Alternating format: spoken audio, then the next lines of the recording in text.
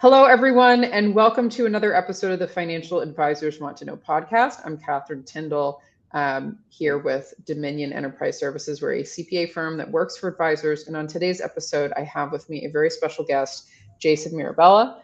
Jason is the founder of Deliver Advice. He brings over 24 years of financial services experience, and he has held leadership roles at firms like WealthSource Partners, SurePath Wealth Management, and Model FA, focusing on strategic operations, platform development, and business growth. We connected over his really interesting ideas and methodologies for helping advisors grow more efficiently, scale more efficiently, and just the world of getting their ops under control. He's a former C-suite executive at WealthSource Partners and has overseen operations for a firm managing over $2 billion in AUM. So he's used to kind of the scale of things up to, that size. He also founded and sold Henfruit LLC, which is a virtual financial planning firm. And with your expertise in planning and tax and estate strategies, risk management, organizational cultures, I think this is going to be a really fun conversation today. So thanks for joining me, Jason. No, I appreciate it. This is fun. So I know we're going to talk a lot about what you're doing with Deliver Advice and specifically some of the ops things there. But for people who aren't familiar with you, can you give us a brief backstory sketch of kind of how you got to where you are now? Yeah, I mean, I think you did a pretty good job of kind of laying out my career. It's equal parts, I think, interesting that I've been doing it this long, but also a little bit interesting that it's been so long, right? 25 years is a long time. I think, during my career, as I've gone on this journey, I've intentionally worn a lot of hats. I started in the insurance industry, that transitioned into more of a focus on investments, and then the RIA space, and sort of evolved into senior leadership. I think that perspective has really has really defined the path towards Deliver Advice. And the reason why I say that is because in these different roles, I've seen how operational complexity and disconnection between strategy and operations and siloed decision-making and the effect of different areas of our business, whether that be insurance or operations or leadership, how those systems affect outcomes. And Deliver Advice is really asking the question, can we step back for a little bit, operate from first principles, and craft a delivery system for consulting that works better? Because I think you'll agree that if I went down the issues that most advisors face, they're very consistent, and they've been consistent for decades. I remember in the early 2000s, the DFA study started coming out. I haven't seen it in a couple of years, but the pain points for advisors have not changed. And I think as the pace of innovation, as operational complexity, and as the RIA industry sort of transitions into what I would call this legacy advisor-dependent model to more of an enterprise model, as we go through this kind of cycle for M&A, deploying more systems thinking is going to be the game, right? Because operational complexity if you get over your skis, it can have a direct impact on the quality of your culture. You don't know what the next best decision is. You can create very bad disconnection between strategic leadership and your operating model. There's a lot of dysfunction in our industry as we make that transition. And it's a good thing, but it's something that I think I've tried to position Deliver Advice to uniquely address. And I'm pretty happy with the outcome so far. So that's great. Yeah, and it's funny that, I think a lot of the points that you make are things that I've seen in practice too. I think for a lot of advisors where they'll start off, I'm from the Boston area originally, and comparing like Boston to, so I spent a lot of time during the year in Sacramento too.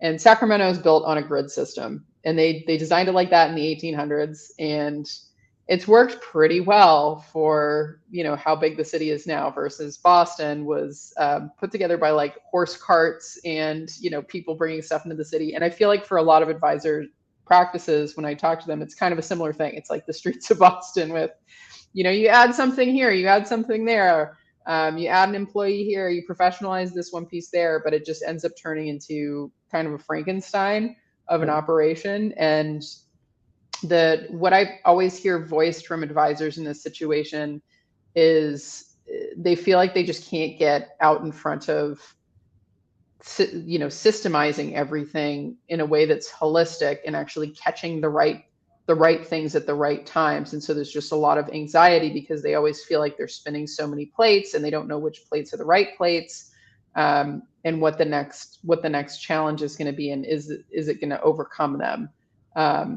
So in terms of, watching firms kind of go through this progression of systemizing things, what are some general, frameworks that you think these firms should have when approaching the question of, how do we scale this? How should we even be thinking about this?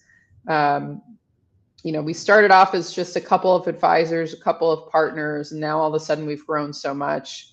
How do we actually maintain things in a way where we're improving and not just, scaling a mess kind of a thing, which is what I see so often. Yeah, I mean, you bring up a good point, and I'll answer that specific question, but you said something that really stood out there with this idea that the industry is creating a lot of Frankenfirms. And yeah, I have a lot to say on this issue. And I think, it's a real issue problem in our industry that needs to be addressed, because it's leading to all the articles that you've seen and come out related to 50% of advisors are unhappy with their transition a year out. The reason is the incentives, right? You've got M&A, you've got an owner over here that's has their practice, they've grown it up, and they've done extremely well. And what they're looking to do is two things for the most part. Number one is they're trying to monetize their success, right? Yeah. So a lot of those conversations in what I would call the honeymoon phase is related to maximizing, that liquidity event, right? Mm-hmm. However, Yeah. what they're also doing is they're trying to solve for operational complexity. They've hit a wall and they want to grow further. So either one or both of those things could be happening. What that does is it incentivizes the buyer to optimize for basically the financial aspects of the transaction. And they're not leaning into or setting good expectations for what's necessary after the transition to actually get to that operational outcome, which is centralized services, moving away from advisor dependence to de-risk the book, setting good expectations for team members, all the things, right? So they make the jump. It feels good for 6 to 9 months. You make the transition. Depending on the firm that you're at, that's various levels of experience as far as whether that's a good or bad experience based on their systems. But for the most part, these platforms are sort of leaning into the commoditization of their platforms so that they don't disrupt the advisor's current processes so they can get the deal done. Yeah. And that is great to sell the thing. Yeah. That is not good to persist long term. So that is, to me, one of the foundational issues related to M&A today is you're making the transition from one advisor or a small group of advisors to a larger organization, and you're not making the mindset shift, and the advisor is not releasing control of how they do business, which is required to create scale in an enterprise environment.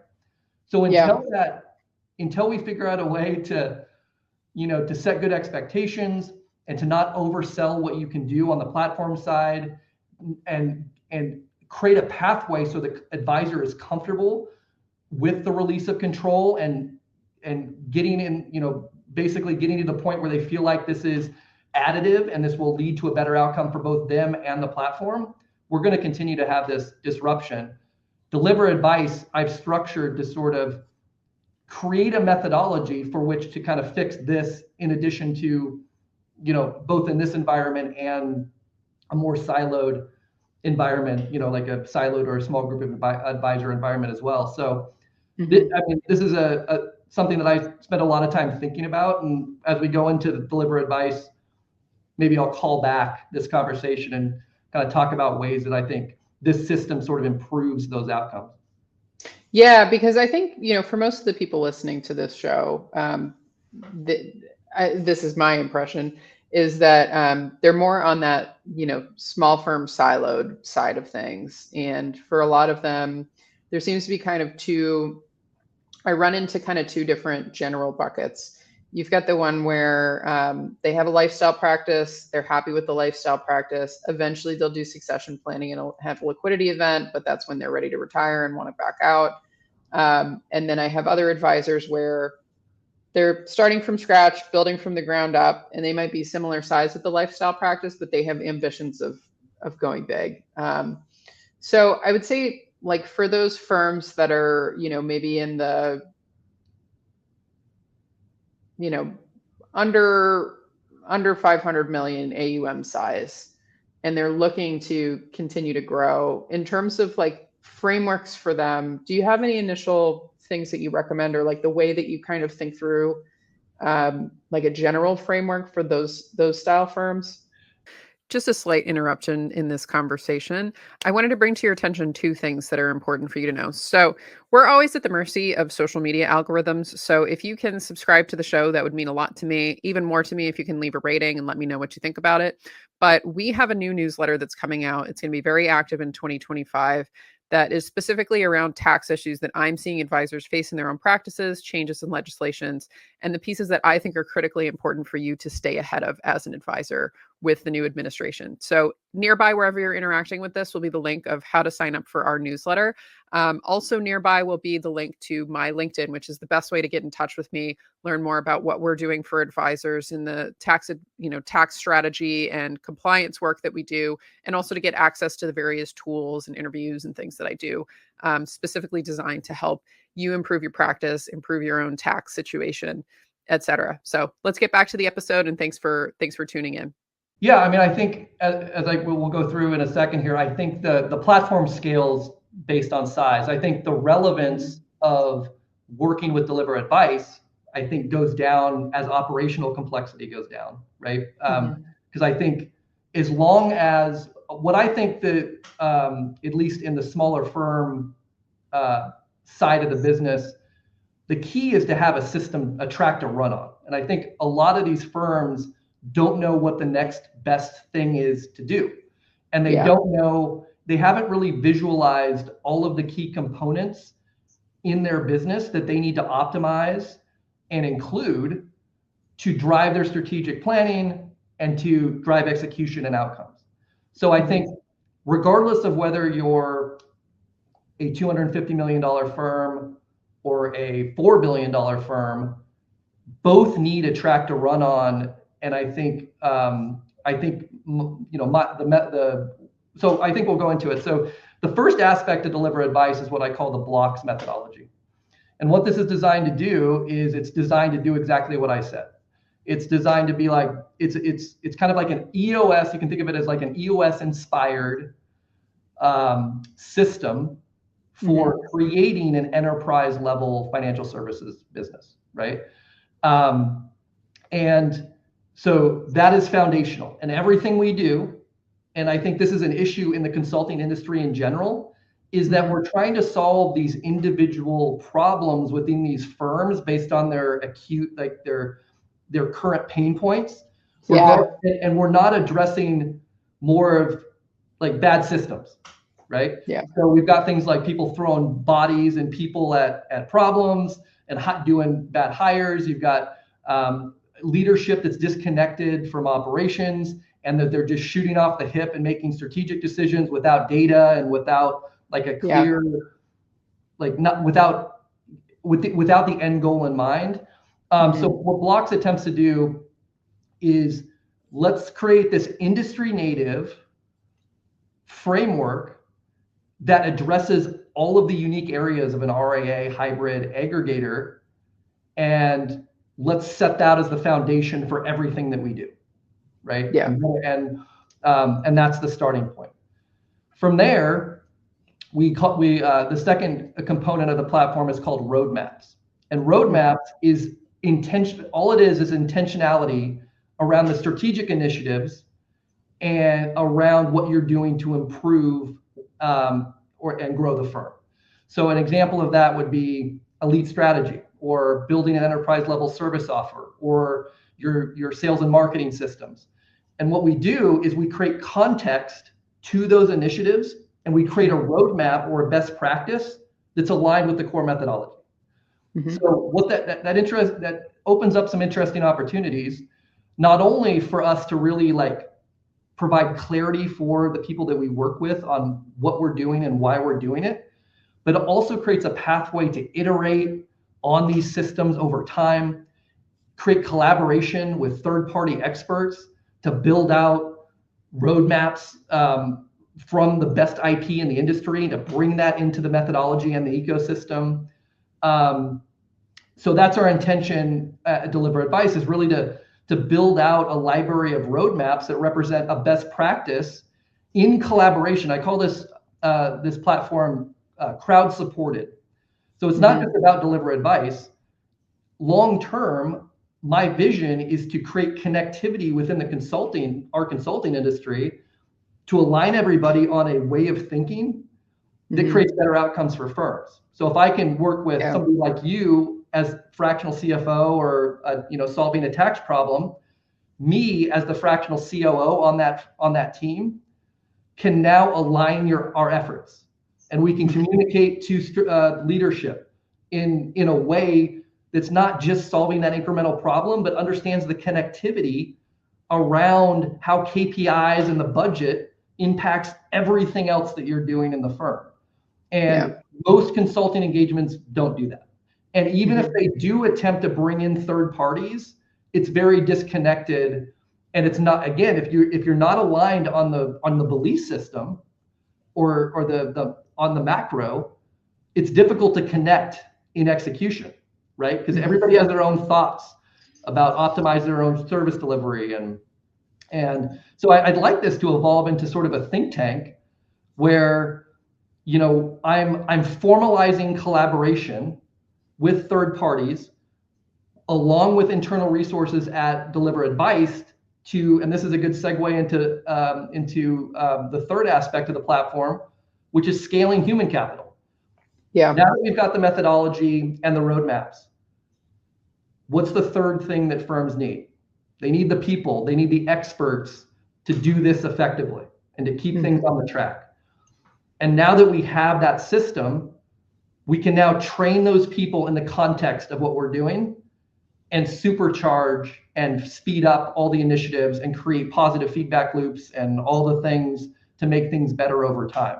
So an example of that, if we're trying to build the service offer and we're trying to build a client experience and your workflows and enable technology, and we're dealing with data hygiene, there's so many things related to implementing a service offer, and there's so much expertise that's required to do that well. I can now craft a fractional team of experts that gives the firm the ability to throttle up and down resources based on their current state.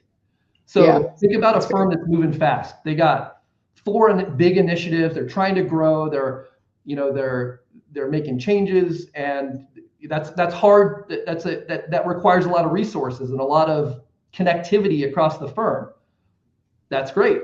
We need to understand specifically what we're doing, what's the system we're using to make these decisions, and what the people are. And as we complete these initiatives, we can bring people in and out of those teams as needed, as things get completed, and as we learn how things are being received within the organization and all of that thing. So Deliver Advice is about systems thinking, and it's about solving the whole problem. And it's more about delivering something that aligns with how leadership either is or should be running or thinking about their organization, and less about the dopamine hits of social media. And that's the risk, right? I mean, I know, and I've used this system in my prior work. This is over the last 7 or 8 years. I've sort of done various projects and crafted this idea and iterated on this idea over time. Mm-hmm. But I think the hardest thing about deliver advice is it's simple. It creates an elegant simplicity once you understand what it is doing and once you experience it. But it sort of communicates as a very complex system that you buy. Mm-hmm. And I think there's a huge opportunity. I think it definitely delivers the outcomes, and it also, people in strategic leadership positions and the friction that gaps in initiatives and the cost that creates in firms, there's a unique opportunity to really scale human capital and the cost of people based on this method. So think about, you can outsource fractionally part of your leadership team to complement who you already have. You can get people at the right time, and we don't operate on contracts. We charge a monthly fee that sort of adapts to the current state and the current resource needs, and so it creates full flexibility. So if somebody goes into an M&A cycle and wants to maximize for EBITDA and wants to basically turn the change, the engine off for a little bit and start to coast, it's very difficult to do that with a huge team of W-2s, right? Yeah.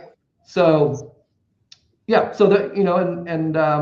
like anything else, I am committed to continuing to understand the needs of the marketplace and iterating on the platform. And that's really the ethos of Deliver Advice. Is foundationally, I want to set a best practice and a system and an offer for the community to get to where they want to go. And then I want to create this ability for everybody to comment and iterate on that thing over time to make it as good as possible, right? As great as possible. So that's the vision. Is this never stops. We never stop learning. AI is going to have a profound impact on our industry. How does that play out? How do we integrate these new AI systems in the firm in a way that increases profitability and stakeholder experience, and work experience? This is interesting stuff to me, and I'm excited to kind of go on this journey and figure it out.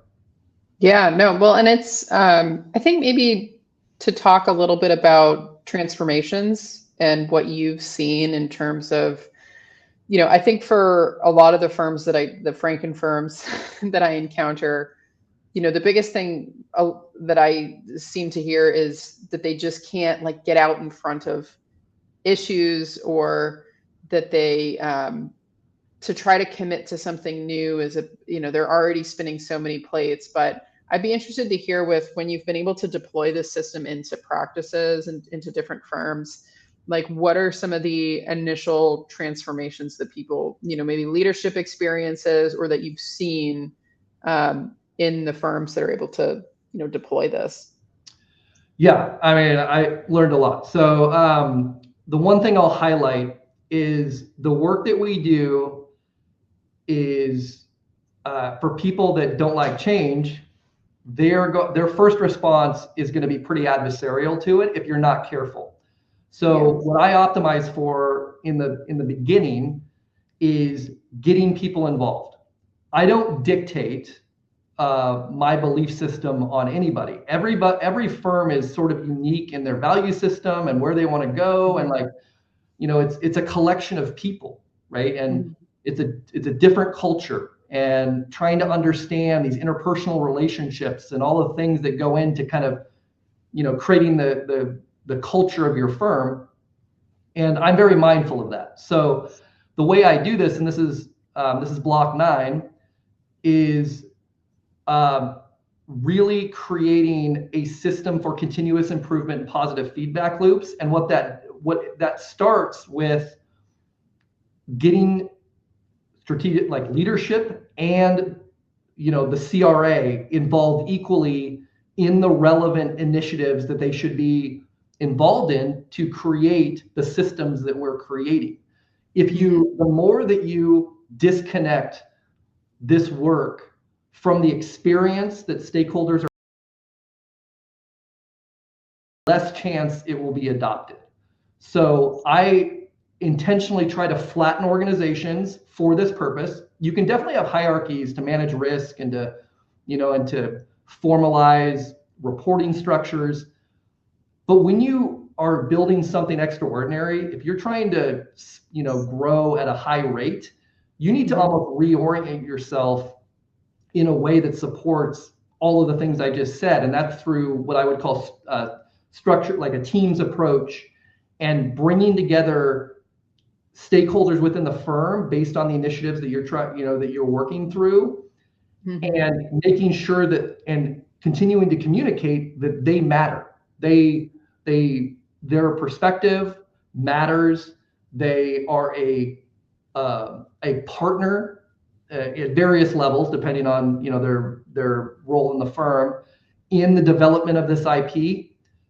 Because if you can, and this doesn't always happen, but at the end, if you can make the firm feel like they built it, and all of the stakeholders built the thing that they're using, that's going to maximize adoption. If you feel like, if at the end they feel like I came in and the rest of my outsider consultants came in and are dictating a new way of doing business, they're going to view that as disruption. And leadership is going to have a hard time getting traction, and it's going to be wasted work. So regardless of all the things we can talk about optimizing process and client experience and creating good marketing and all that stuff, if your people don't feel empowered within the organization, all you're doing is managing the status quo.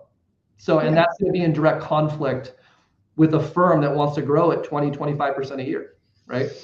Yeah, absolutely. I'll end with, I think this work is going to become more important once we're not going straight up on the market, and M&A is fire, and access to capital is easy, and like there has been huge tailwinds, and that can't persist forever. And when things pull back, this work is going to even become more important to the viability of these firms, and the intentionality around your marketing systems and the connection between strategic leadership and operations is going to just become more and more important.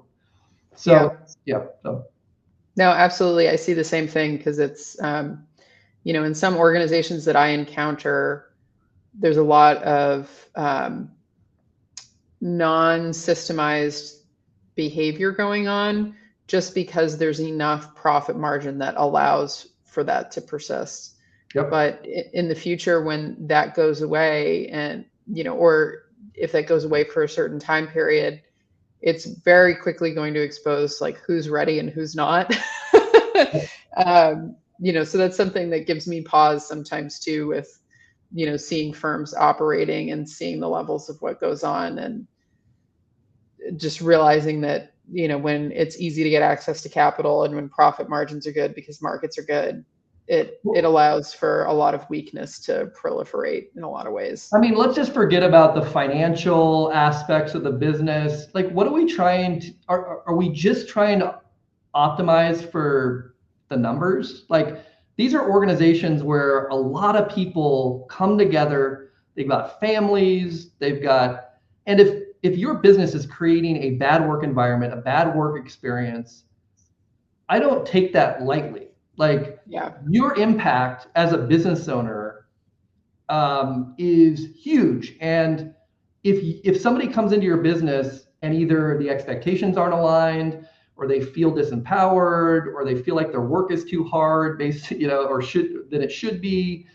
like, these are things that are going to dampen their emotional state. And like, the difference between a thriving organization where everybody feels good and there's no back channeling and like everything's connected, versus a firm that's struggling, like, this is a beautiful it's a beautiful thing. It's almost like a work of art, where strategic leadership can really design this experience for both themselves and their stakeholders that is additive to their life. Like that's gotta factor in. And I think as an industry, and this is not just our industry, it's become a game a little bit of financial engineering. And I think financials are the obvious outcome that is necessary to maintain the business. But I think people are approaching it wrong. They're approaching it with like pulling levers and moving around money and moving around capital and buying firms, and they think that's the game. And the last 10 years, that belief system has been supported, and through these financial outcomes. I just think there's some balance there to be had, right? I think the financial outcomes will come, and what Deliver Advice, part of our value system is that, financial outcomes are important, but also the experience that you're having on this journey of building the business and like exiting the future, like that's equally important. Like, and it's not just about growth and innovation at all costs, you know what I mean? And I mean, it could be, it's not just, and I want to make sure that I'm not overcorrecting to this like fluffy kind of kumbaya approach to business. It's just that both are important. And I want to reiterate the fact that the next 10 years, it's going to become more important. Like it's going to be harder it's already hard to attract talent, and A players aren't attracted to bad work environments, like it's true. So, so I just want to be mindful of both. We always act as if we're trying to maximize financial outcomes, but we're doing so by being thoughtful about how the teams and leadership and the teams are experiencing that journey, and how can we sort of roll this stuff out and deliver it in a way that's additive to the experience and not taking away from it or. No, and I think a really good frame for that I always keep is, it comes when people are trying to like game the financials, like you're talking about. For me, it's always a time horizon question.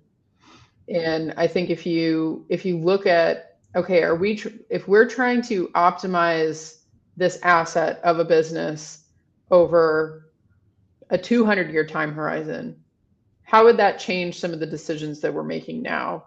It leans you way more into, okay, well, we need to make sure that we have succession with employee outcomes and continuity with things. It totally changes the frame. Even though financially you're trying to achieve the same thing, it's just on the time horizon that you look at. Are we looking at a 5-year time horizon? Are we looking at a 50-year time horizon? Are we looking at a 100-year time horizon?